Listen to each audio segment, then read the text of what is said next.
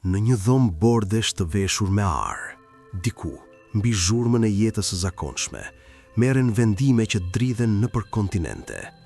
Ligjet ndryshojnë, tregjet shembën, luftrat ndezin flak, dhe njerëzit poshtë nuk i shohin kur duart që lëvizin figurat.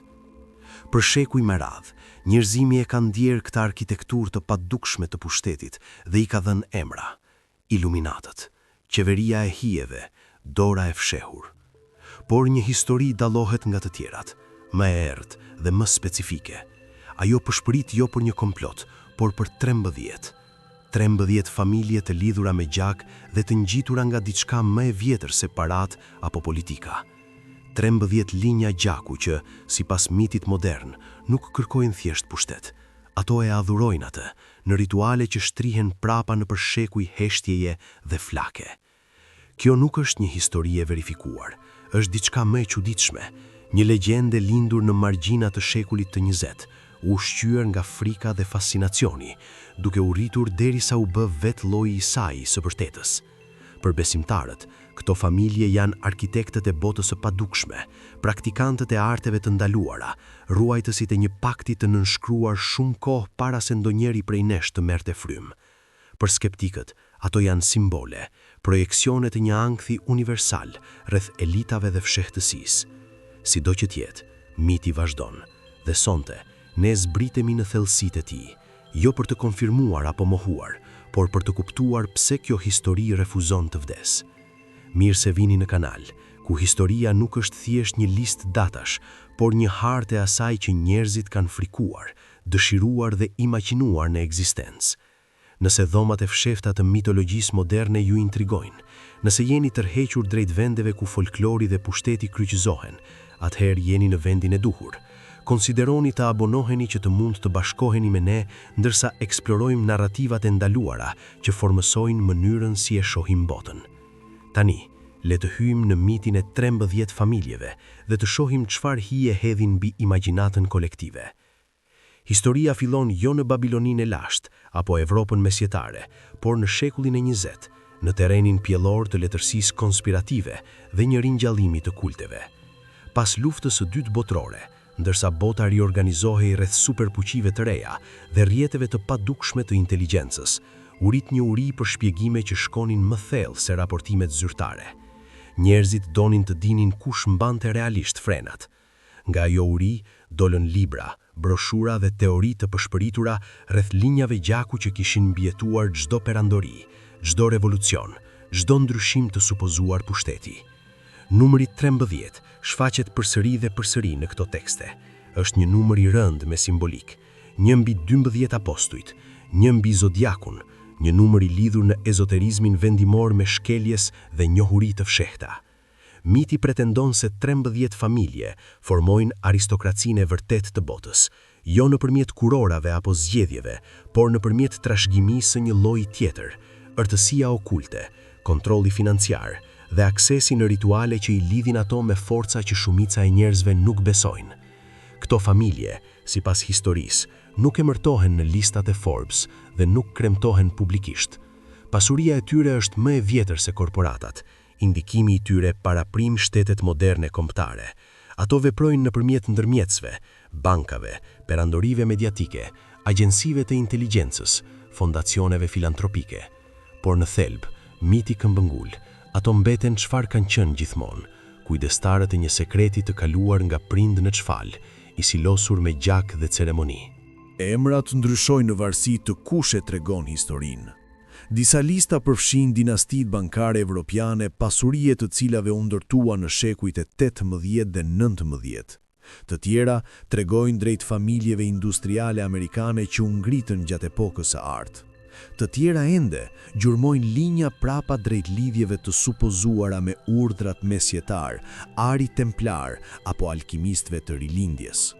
Identitetet e sakta kanë më pak lëndësi se struktura e pretendimit, se pushteti në nivelin më të lartë nuk zgjidhet apo fitohet në ndonjë kuptim demokratik, por trashëgohet dhe mbrohet nga ata që din të lëvizin nëpër histori pa u parë plotësisht. Ajo që e ndan këtë mit nga një tregim i thjeshtë i elitave të pasura është këmbgulja mbi okultin.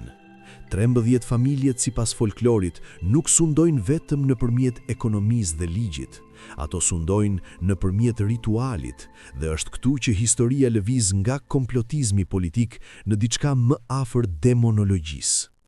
Ritualet e atribuara këtyre familjeve përshkruen në tone të huazuara nga grimuare, rrëfime të gjuetisë së shtrigave dhe fiksioni gotik.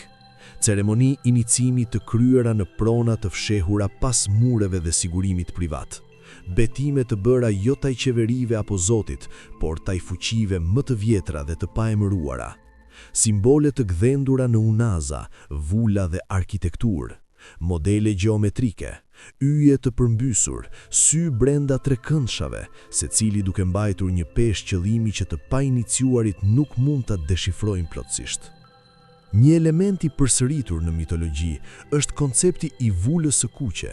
Thuhet se kjo është një shenjë, letrare apo metaforike, e kaluar nga një brez në tjetrin brenda këtyre familjeve.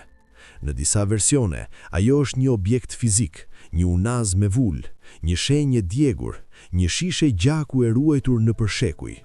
Në të tjera, ajo është një gjurmë shpirtërore, një nënshkrim energjetik që e shënon mbajtësin si të lidhur me të kaluarën. Vula e kuqe është njëkohësisht trashëgimi dhe mallkim. Ajo u jep akses rrjeteve të fshehura dhe njohurive të ndaluara, por gjithashtu e lidh mbajtësin me detyrime që nuk mund të refuzohen. Vetë ritualet përshkruen në fragmente të bashkuara nga dëshmi që janë gjithmonë nga dora e dytë apo e tretë.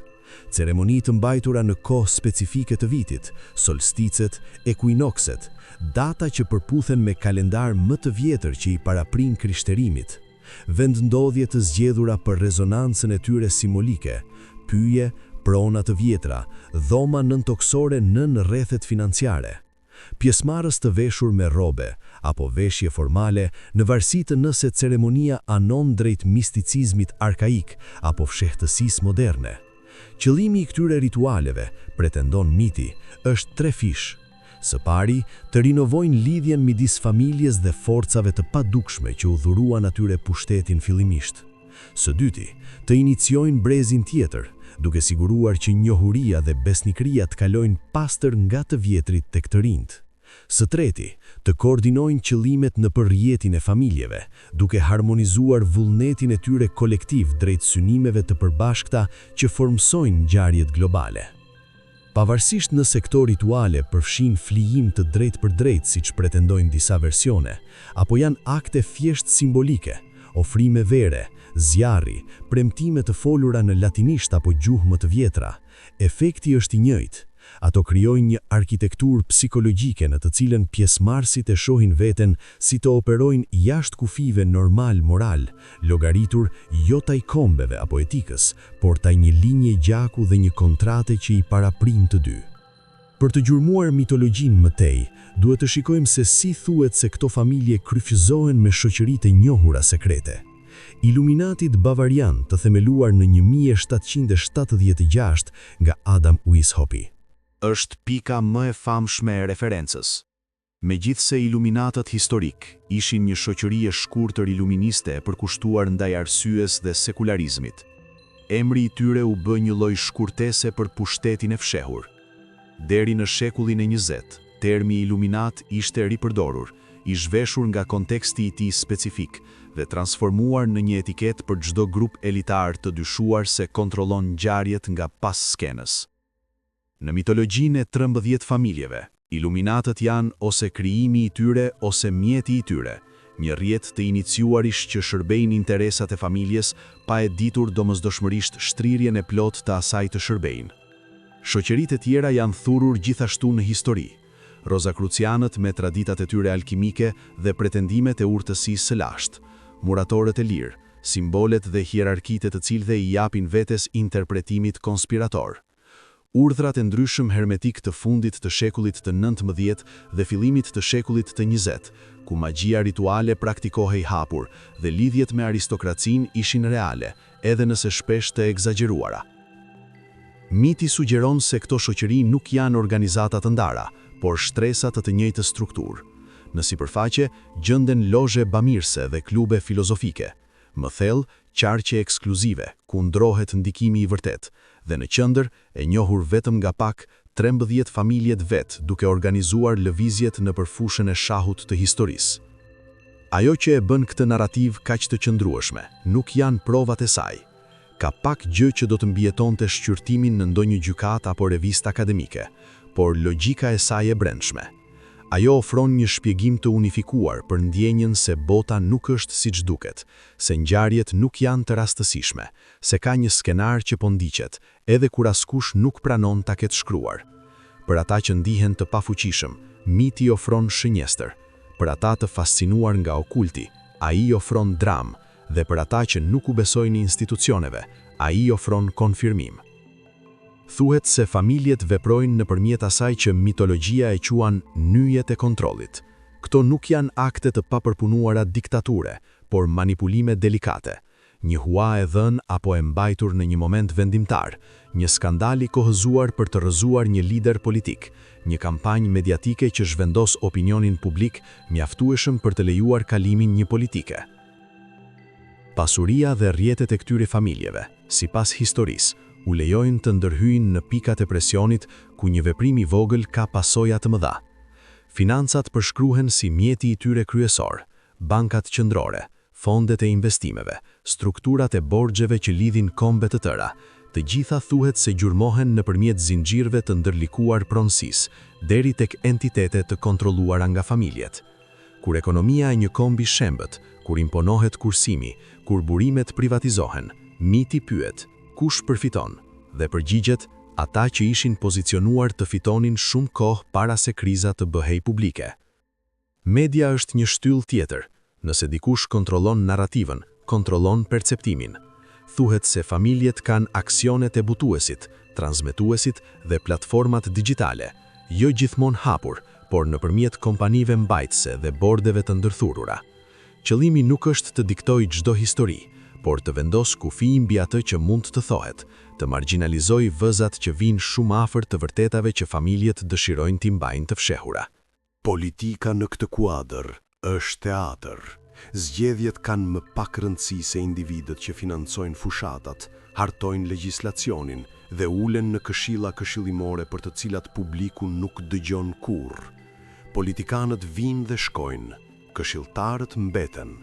Miti sugjeron se familjet kanë përfaqësues të ngulitur në çdo nivel, ndonjëherë me vetdije, ndonjëherë si agent të pavetdijshëm, që thjesht ndajnë të njëjtat interesa klasore dhe lëvizin në të njëjtat qarqe.